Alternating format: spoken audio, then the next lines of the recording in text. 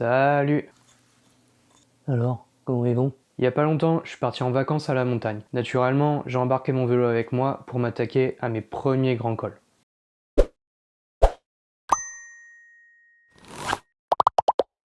Salut! Comment ils vont? Vous avez vu ces gros cailloux derrière moi?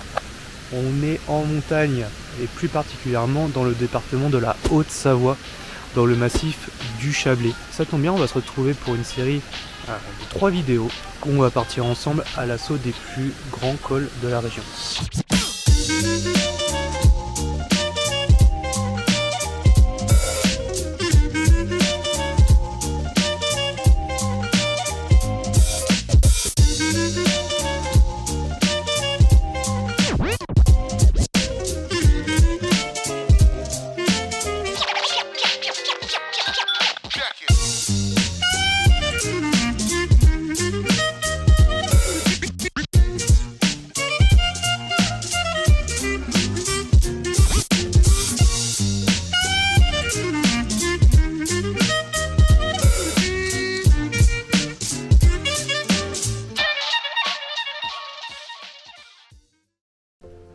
Et donc aujourd'hui on s'attaque au col qui sur le papier est le plus simple des trois, mais alors attention, quand je dis simple, c'est pas vraiment le terme qu'il faudra employer puisqu'il s'agit du col de la Joue Verte. En effet, pour ce parcours d'une 60aine de kilomètres, 2 ascensions au programme.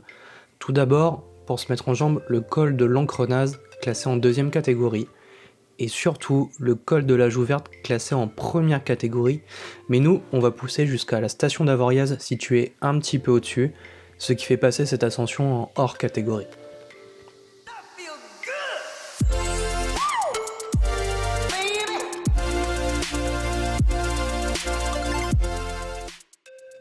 On démarre donc avec le col de l'Encrenaz, et cette montée, elle m'aura fait mal.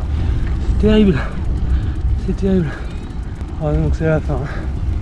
En tout cas, col de l'Encrenaz, c'est une bonne mise en jambe. Hein. Je pensais pas qu'il serait si dur. C'est très pentu quoi. Bien qu'il soit long de seulement 6 km, la pente moyenne s'approche des 8%, avec le dernier kilomètre à plus de 10% de moyenne. Là je suis dans la descente du col de l'Encrenaz qui m'a servi de mise en jambe et je l'ai un peu sous-estimé, hein. C'était une bonne mise en jambe. J'aurai une petite remontée après pour arriver à la station DG. Je redescends sur Morzine et j'entame la montée du col de la Joue Verte.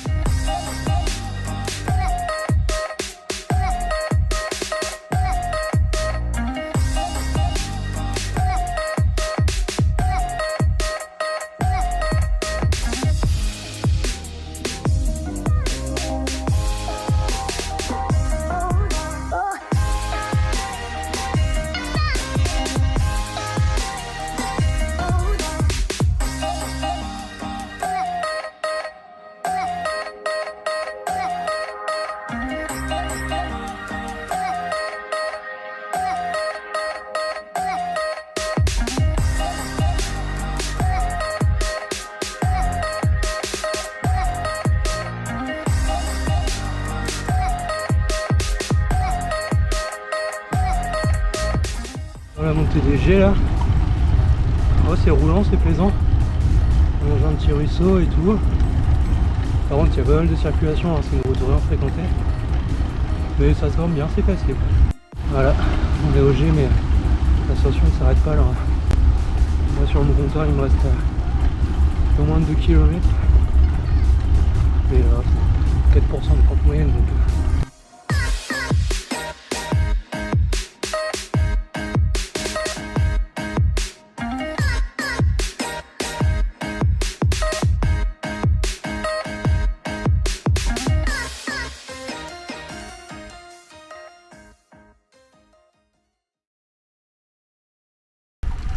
Ça y est, on est dans l'ascension du col de la Joue Verte, tout début là.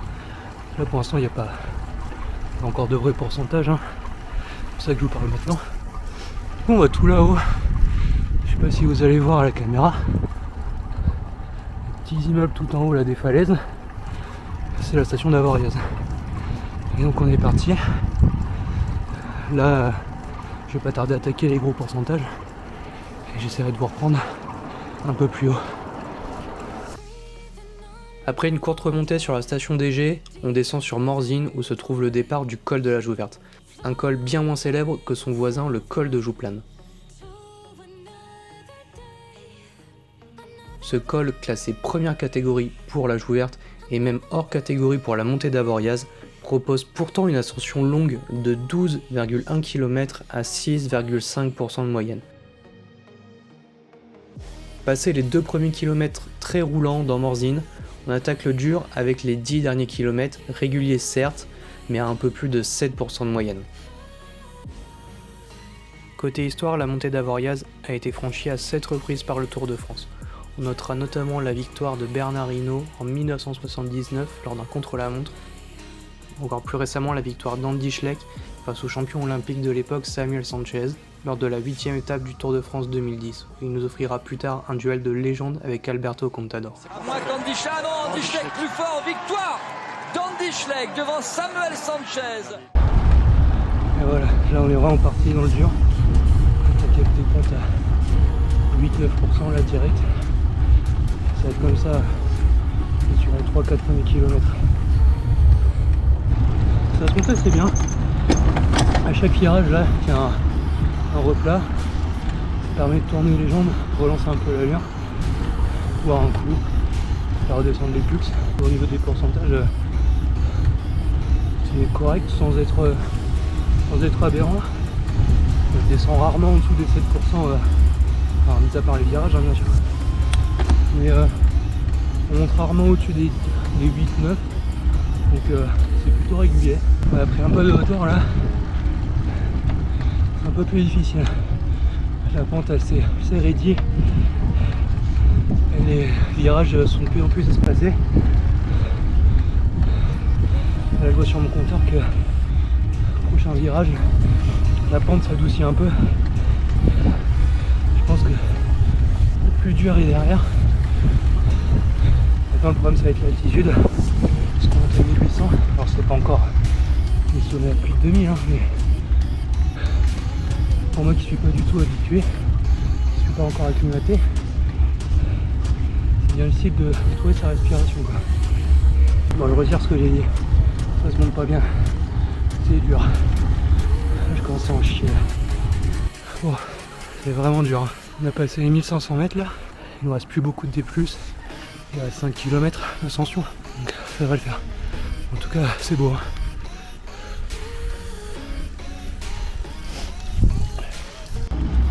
Il me reste 1,5 km à peu près jusqu'à Avoriaz. Et voilà, Avoriaz, et là c'était pas de la tarte hein.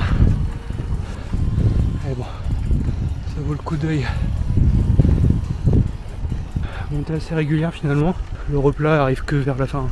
En descente j'avais l'impression, mais non, c'est bien dur jusqu'à la fin, mais c'est assez régulier, donc si on trouve un rythme, ça se monte assez bien.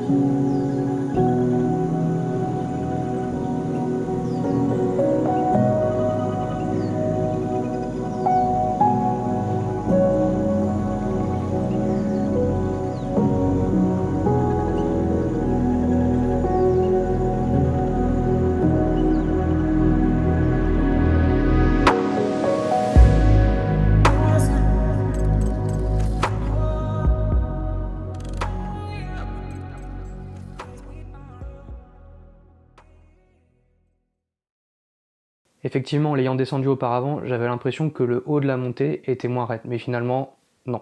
L'ascension est très régulière par contre, ce qui nous facilite la tâche pour trouver son rythme. C'était donc ma première fois en haute montagne, et même si là les sommets ne dépassent pas les 2000 mètres, j'avais du mal à trouver mon souffle, mon rythme cardiaque était élevé, et ce sont des efforts longs et intenses, plus ou moins 1 heure d'ascension, auxquels il faut préparer son corps. L'alimentation joue également un rôle crucial. Même s'il est difficile de boire et de manger en plein effort, il faut s'y forcer sous peine de tomber en panne de jambes. Toutefois, malgré les difficultés physiques, ce col est très agréable. La route est propre et si le temps est au rendez-vous, vous aurez une superbe vue. Petit bémol tout de même, la route est très empruntée par les voitures et si vous recherchez des endroits plutôt calmes et sauvages, je vous conseille plutôt de le grimper par l'autre versant qui part de Montriond. Et voilà, c'est tout pour ce premier épisode de À l'assaut 2. J'espère que vous aurez passé un bon moment en le regardant. Si c'est le cas, n'hésitez pas à vous abonner à la chaîne et à la partager autour de vous. Nous on se retrouve bientôt pour une nouvelle vidéo et en attendant n'oubliez pas, osez rouler.